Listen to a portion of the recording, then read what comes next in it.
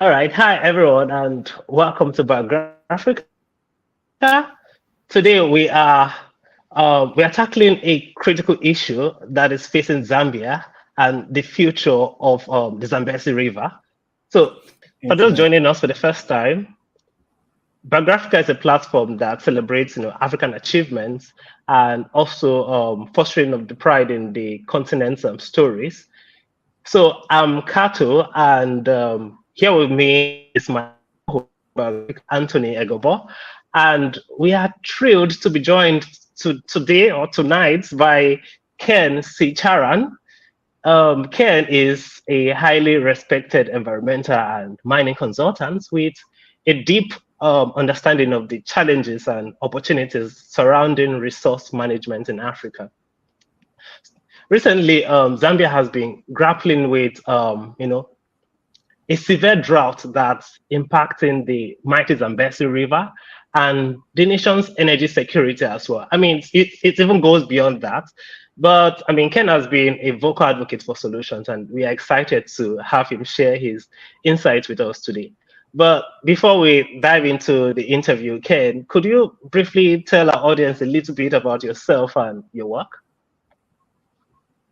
Okay. Good evening, all. I'm Ken Seecharan, originally from Guyana in South America. I did my primary and secondary education there. Then I won a prestigious government scholarship to do a degree in mining, and I went to the UK. Um, I've completed my mining degree. I went back home and I worked for 3 years. Then I went back to the UK where I did a master's at Imperial College in London. And from then onwards, I've been traversing the world. I spent 16 years out in Zambia, and that's why I consider Zambia my second home. Zambia has been very dear to me. So when I see the problem they're facing now, I am advocating for an engineered solution. And this problem started way back in 2009. I'm semi-retired now, based in the UK, but I shuttle between UK and India. And I've made a proposal to help solve this problem, mainly with regards to the Zambezi River and power generation, uh, ecosystem, recreation, fisheries, and transportation.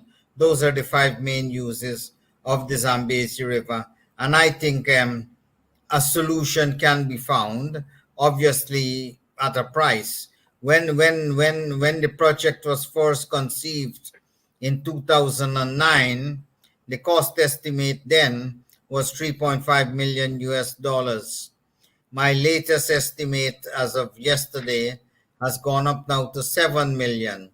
As erosion takes place, That's quite deforestation takes place, that price is going to go up. If not tackled now, in 3 years' time, I'm envisaging an expenditure of about $10 million. So that is it. In addition to that, I've done other environmental work. Achilam Bombwe, which is in north of the Copperbelt on the Congolese border, I've created a wetland. I've used an artificial wetland to clean up mine effluent. As you know, mine effluent can be toxic. So I use the bacteria growing on grasses. For those of you who have gone down by the riverside and you have held the grass in the water, you notice the grass is a bit slimy. That slime on the grass is bacteria. That bacteria I've used to clean up the water. And I have statistics to show that after 1 year of cleaning up, the mine effluent was almost as clean as the Virgin River before mining started. So these are some of the things I'm doing. I've done quarry work in Kenya, and a few minor things elsewhere. So my main concentration now, as I approach the twilight of my career, is solve this Zambia problem. As you know, they're getting 8 hours load shedding per day. When I first went to Zambia in 1981, the country was exporting power, exporting to the south, into South Africa, exporting to the north in the then Zaire, so that situation has reversed. Periodically they put a electricity generating ship in the Indian Ocean off the coast of Mozambique and transmit that power 2,000 kilometers into Zambia. That's very expensive power. Not only do you lose 20% of it in transmission, but the cost of the power generated is about 50 cents per kilowatt hour, money which the country badly needs. So I'm hoping that somebody is going to pick up my solution and let's run with it. It will take about 3 years to rectify the situation, but it will get everybody involved, create employment for about 65 people, and we will tackle half of the river, because Kariba Dam is roughly midway between the source and the Indian Ocean. So we're going to do that first, and if successful, we can then look downstream of the Kariba Dam. People in Zimbabwe who run game lodges and that type of thing have been approaching me because they know of the work I've done. Manas Pool being one on the Zimbabwean side of the river. They're asking me when I'll go and start the project there. But my first concern is upstream of the Kariba hydroelectric dam.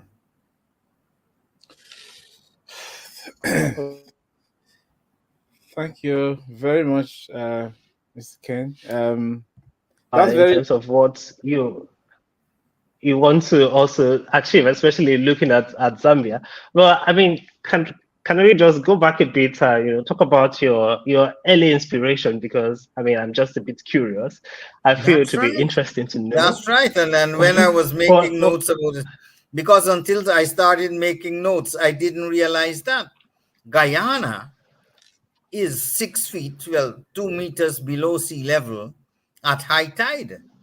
So at high tide, if you don't keep the sea out of the land, your land will be inundated with salt water.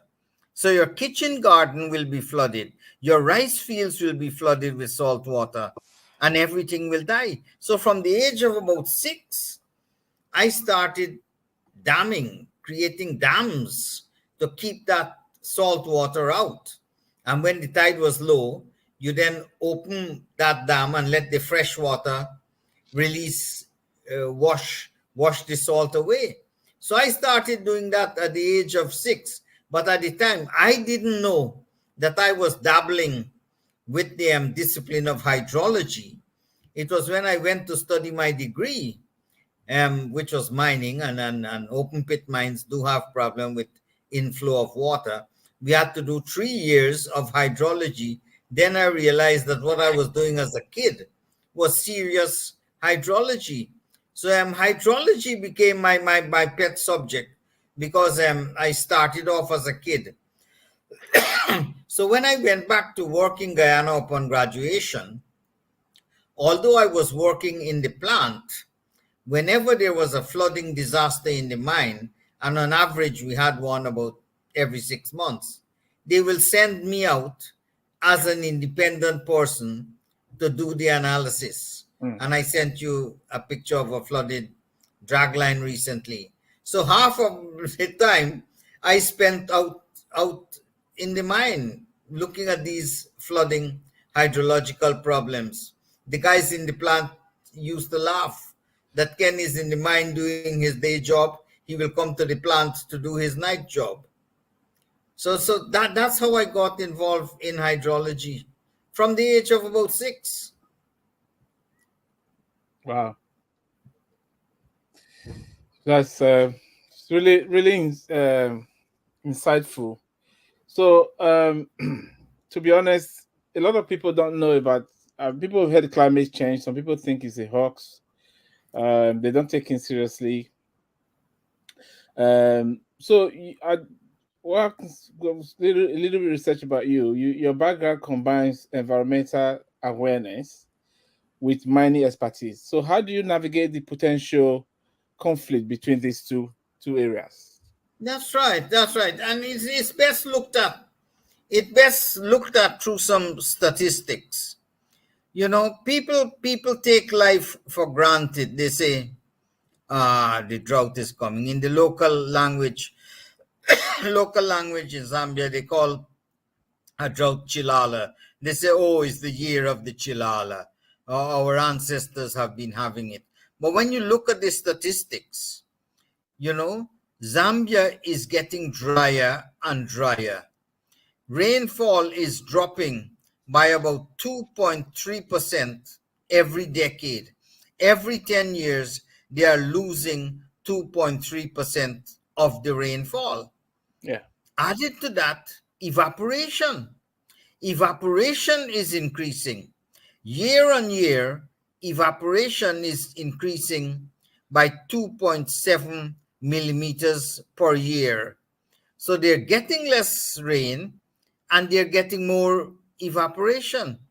So the two of them are combined to give these drier conditions. Plus, you remember now, people are putting pressure on the environment. They are cutting down trees for fuel wood. Yeah. They are cutting down trees to make charcoal. The local people call it malasha in their language. So charcoal is now taken to the market and sold for cash. So all of that is affecting the weather pattern. You know, it's becoming drier. And then one I'm going to talk about later, and this is the main concern of the project. It's we are unable to arrest the rainfall water. That is what my major concern is going to be. Okay. In the mine, the same thing happens. You know, some mines are very wet and you have a large inflow of water. Yeah. Some mines are very dry. You know, one mine I worked at in Congo, we needed the water to supply the camp. The camp water came from the mine. So when you had drought conditions, we had to restrict water use in the camp. Yeah. So all of these have combined to get me where I am today. Okay. So you work on several projects across the continent, and not just in Africa, across the world, I would say. So how do environmental challenges and awareness differ across regions, particularly Africa as compared to the rest of the world? That's right. That's right. In Africa, it's easy for people to say, but Mr. Ken, our ancestors did it 100 years ago. Yes, they did it, but the population was not as large. The pressure they put on the environment was not as profound as it is now. Whatever trees they cut down grew again. You know, okay, the biodiversity was lost, Yeah. but the vegetation cover was there. In 1999, I did a study in Luapula province in northern Zambia, where the guys were cutting trees, slash and burn vegetation. There in the local language, they call it chitimene. So they were cutting the trees, burning it, and using the ash as fertilizer. So I went to an area where it was widespread. And I was surprised to see trees regrowing, you know. Trees were already up to 3.5 meters. Okay, admittedly, the biodiversity was not there. The caterpillars were not there. The nocturnal rats were not there. But at least the vegetation cover was there. Last summer, last June, July, I went back to the same area and everything was almost normal, but those guys, they didn't have the population pressure because they were in a remote part of the Luapula province in Zambia. Whatever extra population came, they migrated to the city. So the pressure was not as great. So the regrowth was able to balance the deforestation. But where the pressure is high, and this is the Zambezi River catchment area, where the pressure is high, the vegetation is not recovering. They're cutting it down faster than it's regrowing. So that's the problem. Luckily now, we have media at our disposal. You go into these remote areas, the guys are watching satellite television, you have radio, you have social media. So we can now use that to educate the people.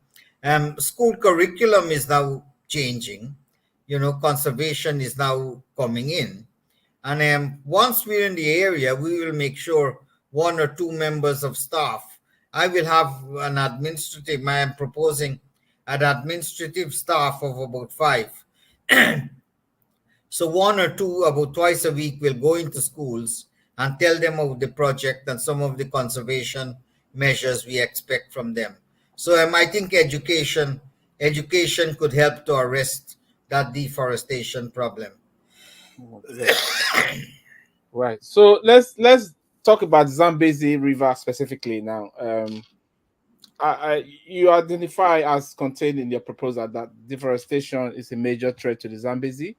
So, what specific human activities are driving this deforestation, in your opinion, being an expert? Well, the need for fuel wood and the need for cash. Okay. The need for cash. They are burning the trees into charcoal, taking it to the nearest town where people don't have electricity. So they buy charcoal or malasha in their language. They buy the charcoal and use it for cooking, you know. So we need to get trees back. My plan, and we will talk about this later as the interview progresses, is to recharge the water table. The water table is below ground, where we store is a big storage tank of water. So in the dry season, that water is released. Those of you who have gone to the riverbank in the dry season, you will see water coming out on the side, on the bank of the river. And very often it's brown, it's rusty brown in color. That's due to the dissolved iron which is in the water as it hits oxygen in air. Iron hydroxide is Yeah.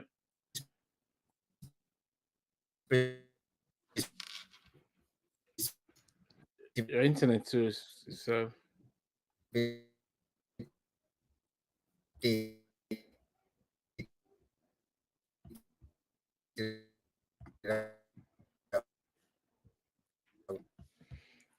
I can't hear you anymore.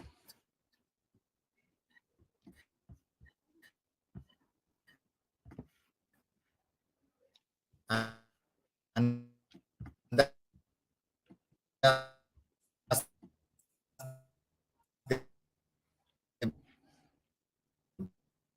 brown.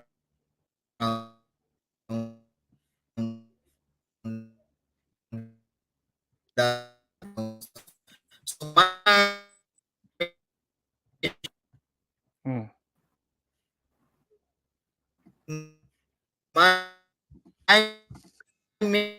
few methods which about as the main part of the project. Okay. We had a little glitch on the internet. It hasn't joined now. Yeah. So, Mr. Ken, that was a very insightful conversation in terms of the root causes of deforestation as a major threat to Zambezi. So let's dive into the long-term solutions, because we've looked at your document and it proposes a 5-year afforestation plan. Can you elaborate on the specific methods and challenges involved? That's right. As I've said before, it will be an engineered solution.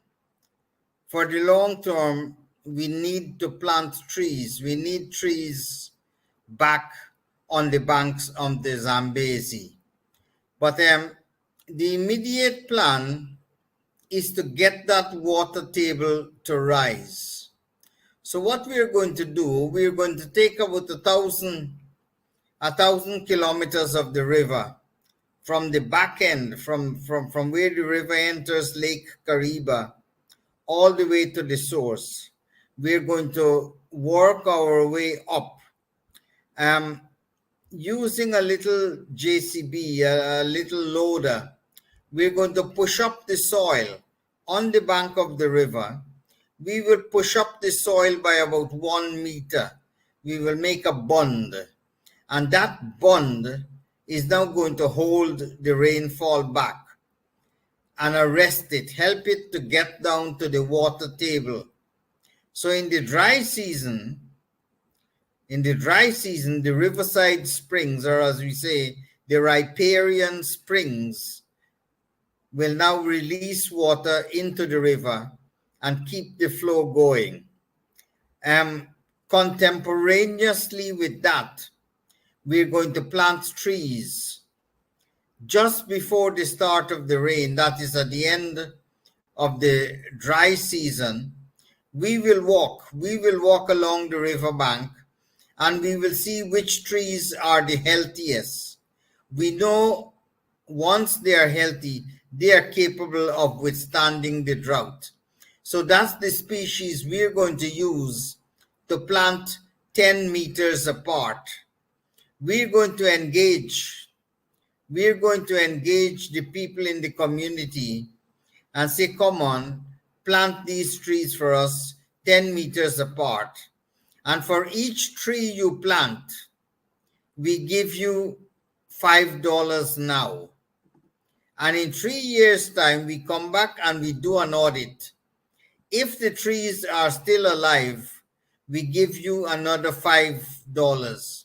Because after 3 years, the trees should be capable of taking care of themselves. So in other words, we'll be paying $10 per tree, and these will be 10 meters apart. These trees will just act as shelter, as catchment area for the undergrowth. It's the undergrowth, is the plants in the undergrowth that trap the water.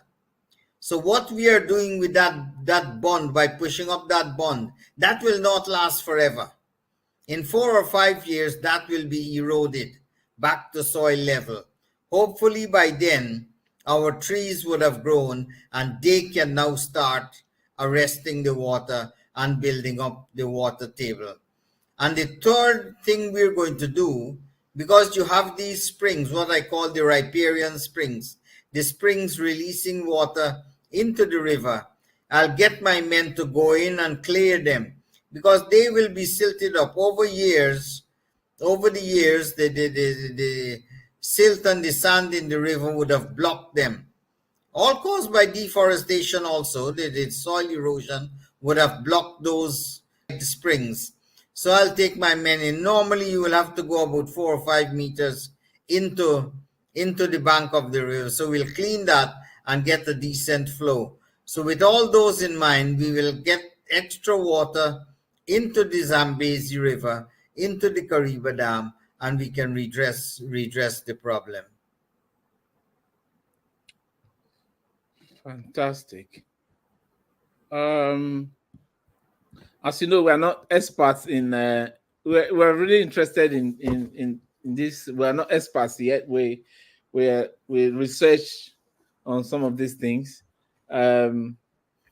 So yeah, let me give a bit more information. Yes. I was out there last June, July. That's how I got my updated estimate. I reckon we can do about 1 kilometer per day. I will have about 65 people out there doing various things. 40 will be the local people planting the trees. 20 will be my men cleaning the springs, and another 5 will be administrative, Yeah. managing the payments and the catering and that type of thing. Okay. Most of the time we'll be sleeping in the forest, in the bush. So we'll have to get tents, army tents. We're looking at 6 army tents for my staff. The local people will not need that. They will go home. We'll have to look at catering. It costs about $30 per head per day to supply my staff with food. So things like that. We will need a boat. We will need a boat to go to the other side of the river. We will need vehicles. We'll need a JCB front end loader. So all of that adds up, plus contingencies. All of that adds up to a cost about 7 million. Okay. So it looks like, Fuel will be needed. yeah. Okay. So it looks like it's going to be a community project. So you're going to involve. Well, that's right. That's right. Unless you get them involved, they will not take ownership. Yeah. We need them to take ownership. We need them to care for the trees as if it's their own child. Yeah. But they know it's an investment. They know that once they care for it and it's still going after 3 years, money is on its way. Yeah. So that's what we're going to use. The carrot approach. Yeah. So apart from your staff, I know you've got your staff and then you got the local community. So the local community, how are you going to motivate? Are you going to incentivize them to become stewards of the environment? Because That's right. That's right. I will send 1 or 2 people in advance of us. They will be a few kilometers ahead of us, educating the people and saying, look, a party is coming behind, and this is the plan. Those who want to get on board, volunteer now, put up your hands, and they will start educating them as to what is needed. So when we reach there, it's just a matter of implementing. I've got friends in Zambia who own chicken farms, so they are prepared to send me truckloads of chicken manure to plant the trees. okay, that's interesting.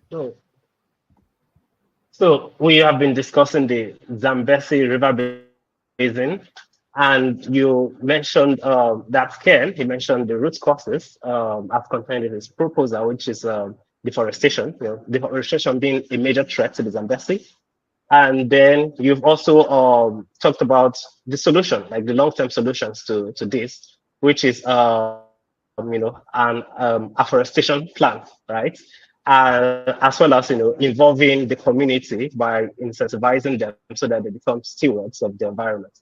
So now, can we move to let's say the dam prices and also Zambia's future?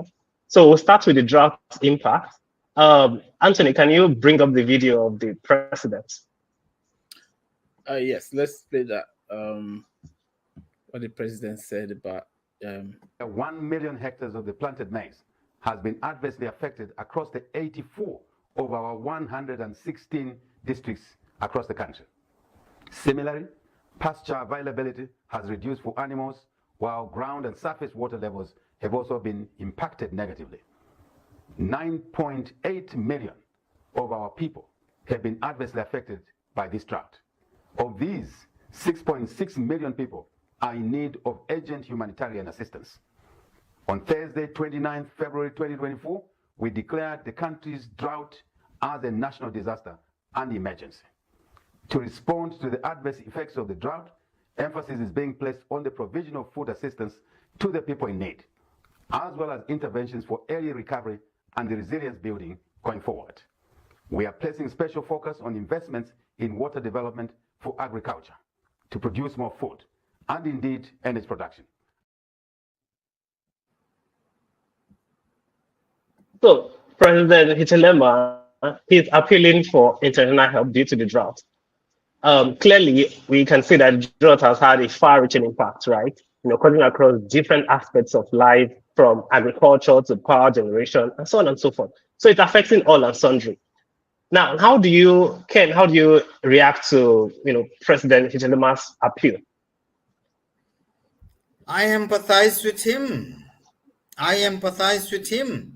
I was a commercial farmer in Zambia from 1987 to 1991. I had to dispose of the farm when I was transferred to Achilam Bombwe, that's on the Congo border. It was too far. It was 135 kilometers from the farm, so I couldn't run it. I was able to plant maize during the dry season. The trick is, and I'm talking, but nobody is listening to me. The trick is what you do, if you have 4 hectares of crops, you will plant 3 and you will let 1 go fallow. You will rest 1 hectare for the year, right? So when the rain comes, grass and weeds will now start growing. So what I did, I plowed that into the soil. Plow those grass and those weeds into the soil. That organic matter then helps to improve the water retention capacity of the soil. So in a year, you can be able to do that 3 times. So every year you put 1 hectare on rotation, and that way you can build up the soil. I didn't know how to plant maize. A Zimbabwe friend came as the sun was setting. He took me into the farm and he showed me how to plant maize. In the first year, we harvested 158 bags. These were 90 kg bags of maize. Second year, we went to 260, and it kept on growing like that, just using this simple technique. So I will suggest to the government that they buy about 10 tractors, and you can pick up these Mahindra tractors dead cheap here in India, good quality, robust tractors. Give us 10 tractors for each district, and we will now start plowing that stubble, plowing that grass, plowing that weed back into the soil and building it up so it has a water retention property. That way we can grow maize, we can grow corn on half the amount of water. These guys still do an awful lot of research. They do have a Mount Makulu research center in the country, and they do breed seedlings that suit each province in the country. They do a lot of work, but people don't pay attention to that. They just go to the old-fashioned method their grandfathers were using. The technology is there, let's use it. And maize is the staple food. Maize is the staple food. And it's surprising when you go, some people just have one meal, it's dinner. Dinner is the main meal. Lunch might be cassava, sweet potatoes. So it is, and I understand. I know what he's talking about. Aid will come, but next year or 2 years later, when the El Nino comes again, the same problem. You cannot keep on begging every time. There is a solution to that problem. I practiced it and it worked. When the drought came, and in their language they call it chilala. When the rain stopped and you can get 3 weeks, 4 weeks of no rain, most of the corn, most of the maize crops were stunted. As a result, you get half the yield. My maize kept on growing. Obviously, this drought is worse than that. It's running into months instead of weeks. But we can engineer a solution. Give me 10 tractors per district, and we will convert the country to an export, food export country.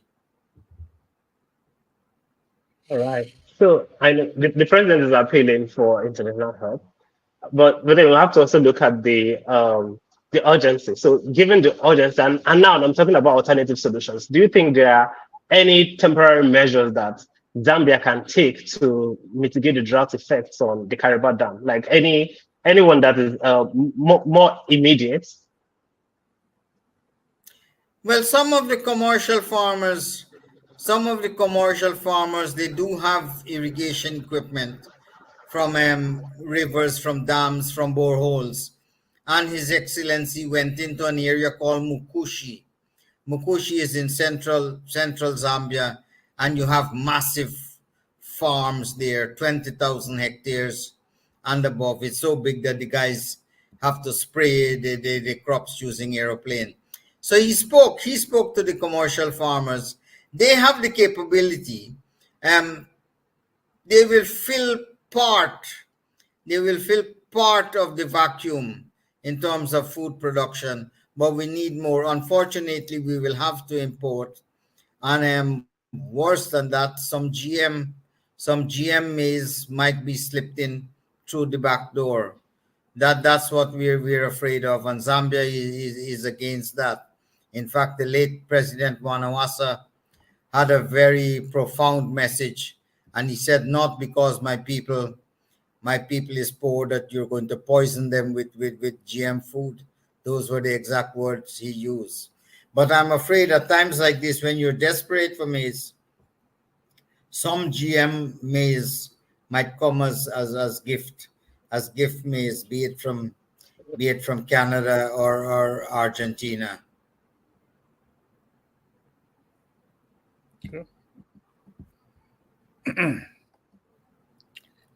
That's really interesting. So we'll be looking for. So you highlighted your solutions. They sound really interesting.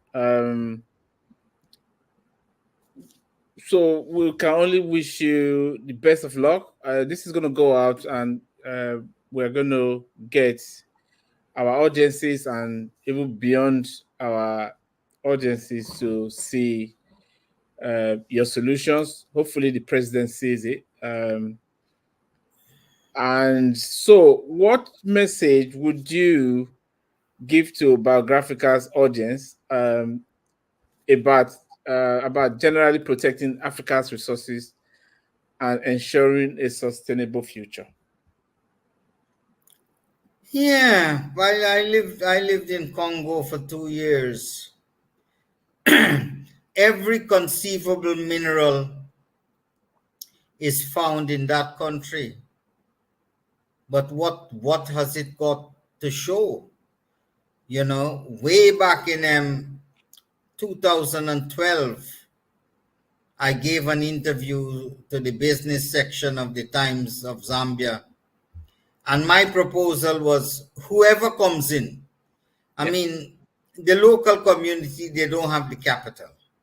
You have to go for foreign direct investment. And when they come to you, you are the host, you are hosting them. I was advocating for 10% of the profit that foreign company makes goes to the host community, for the schools, for the clinics, for the infrastructure. And that was printed. And one of the owner of 2 mines, he's late now, he owned 2 mines, he was not happy. He read the electronic version of that interview, and he immediately got one of his general managers to send me an email. Within 4 hours, I got that email that he was very unhappy. But it's the truth. Otherwise, as their corporate social responsibility, they will go to a community, they will give some exercise books, they will give some pencils, they will build a toilet, and they will say that is corporate social responsibility. It is not. The host community has been kind enough to welcome them with open arms. So I'm saying the least they can do is give 10% of the profit to the community for these projects. Do not give it to central government. Central government has got commitment to pay civil servants and that type of thing. The money will be used and it will dry up before it even reaches the host community. That money should go direct to the host community. Let the taxes, let the income tax, let the royalty, let the PAYE, let all of that go to central government. But 10% of the profit goes to the host. Be it in agriculture, be it in tourism, be it in mining, that should be the modus operandi. Thanks very much, Mr. Ken. Your work is, I've never met anyone more passionate about, because we had some interactions now, even before now. I've never met anyone more passionate about. Well, Zambia is considered my second home. Yeah. You know, when I went out there in 1981, I was the lowest paid expat on the Zambian mines. At the time, they were running 8 Zambian mines.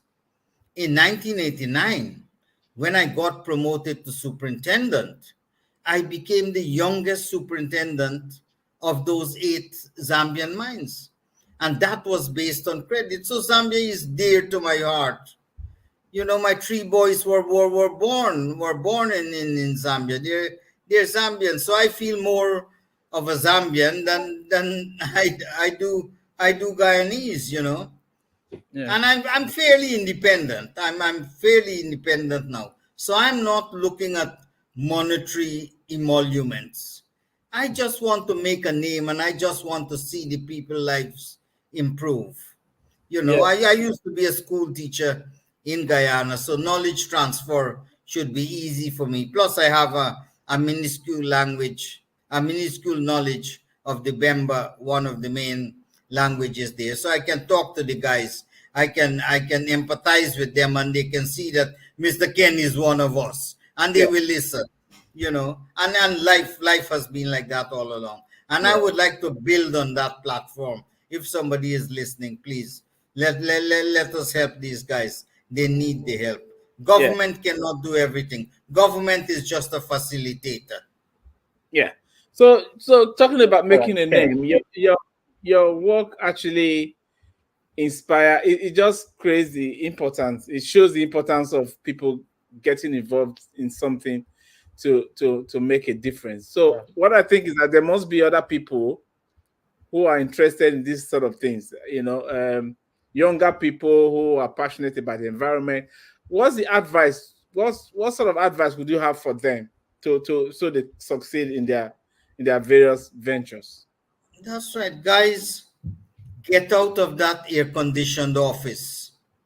Get your hands dirty. Let's go out there. That is where the action is. That's where you will get the achievements to put on your CV. I used to encourage my subordinates, at least every 3 months, you must find one thing to add to your CV. With the state of agriculture now, the agricultural graduates can get 2 things to add on their CV every 3 months. Nowhere else in the world will you have such a free hand to experiment with things and make your name, you know. So this is your chance. You know, when I was heading a group, I'll say, look, publish something, write a paper. If it's that good, I will send you to go and present it at the conference. So we have to motivate them. The guys are there, they're keen, And with so many, Zambia is running close to Nigeria now in terms of universities. The amount of universities they have on the ground, you know. So these guys are coming out as agricultural engineers and they're running taverns and they're running sawmills and they're growing tomatoes and that type of thing. We ought to make better use of them. They're willing.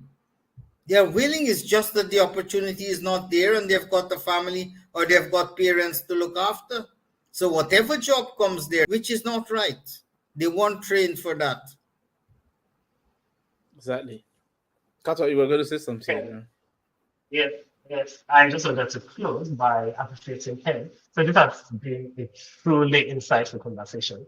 Thank you so much for sharing your expertise and offering hope for the Zambezi's future. Your call to action for Biografrica's audience is truly inspiring. And for our viewers, we encourage you to learn more about the Zambezi River and also explore ways you can contribute to its conservation.